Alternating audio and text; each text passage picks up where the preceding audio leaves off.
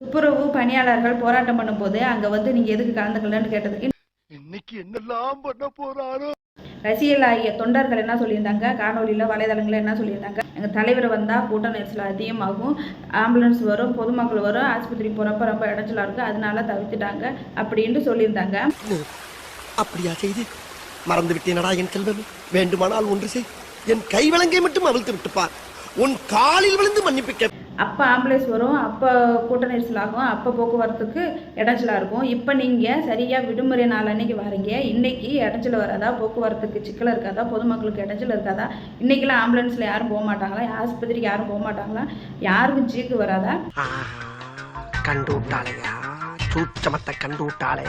Road show காமிக்கிறதுக்காக இன்றைக்கி வரீங்க, சுற்றுப்பயணம் பார்க்க வந்திருக்கீங்க, லீவ் அன்னைக்கு வீட்டில் இருக்க மாட்டாப்புல சுற்றி பார்க்க வந்திருக்கீங்க, தமிழ்நாட்டு திருவாரூர் ரோடாக போய். கூட்டத்தை தவிர்க்கிற ஆளாக நீங்கள் இருந்தீங்கன்னா இதையும் தவிர்க்கணும்ல, திங்கக்கிழமை செவ்வாய்க்கிழமை கூட்டத்துக்கு போகலாம்ல. அப்படி ஒவ்வொருத்தனையும் மோசம் பண்ணி சாப்பிட்றது ஒரு பொழப்பாடா, எனக்கு பிடிக்கலடா. ஏண்டா பேசாம உழைச்சி சாப்பிட்டா சும்மா இருக்குண்ணே, உழைச்சா உங்களுக்கு வேர்க்கும், அதான் ஆகாதே. ஆமாப்பா, எனக்கு வேர்வை ஒத்துக்கிறாரா.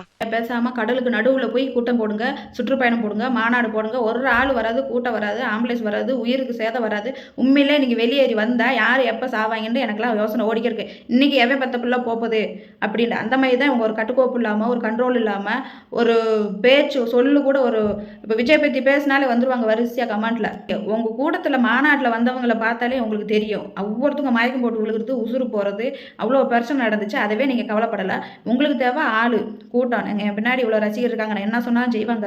நீங்கள் ரசிகர்களை தொண்டர்களை மாற்றி தூண்டி விட்டு அவர்களை வச்சு நீங்கள் நல்லா நடிகராக இருந்து அப்படியே அந்த ரசிகரை அப்படியே தொண்டராக்கி அந்த தொண்டர்களை ஓட்டு போட வச்சு அப்படியே முதலமைச்சர் ஆகணுன்ட்டு பக்கா பிளானோட நீங்கள் வந்து இறங்கியிருக்கீங்க. ஒரு பிள்ளை சரியில்லைன்னு சொன்னால் இப்போ தாய் தாப்பன் தான் பொறுப்பு, ஒரு பள்ளி மாணவன் சரியில்லைன்னு சொன்னால் அது டீச்சர் வாத்தியார் தான் பொறுப்பு.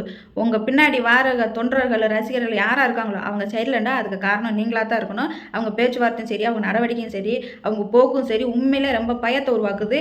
உங்கள் பின்னாடி பெண்கள் வர்றதுக்கே ரொம்ப பயப்படுவாங்க. ஏன்னா நீங்கள் பெண்கள் அரசியல் தான் பண்ணிக்கிறீங்க. இங்கே ஏரியாவுக்கு தகுந்த அரசியல், ஊருக்கு தகுந்த அரசியல் நீங்கள் பண்ணிக்கிறீங்க. அந்த அரசியலை மாற்றிக்கிட்டு மக்கள் பொதுவாக எல்லாத்துக்கான ஒரு அரசியலை வச்சுங்க, ரசிகர் கூட்டத்தை பின்னாடி வச்சுக்கிட்டு நீங்கள் அரசியலுக்கு வர்றதை பாட்டுங்க. ஒவ்வொரு வீட்டுக்குள்ளேயும் போனதுக்கு அப்புறம் தான் கட்சியாவே ஆரம்பிச்சிருக்கிறோம்.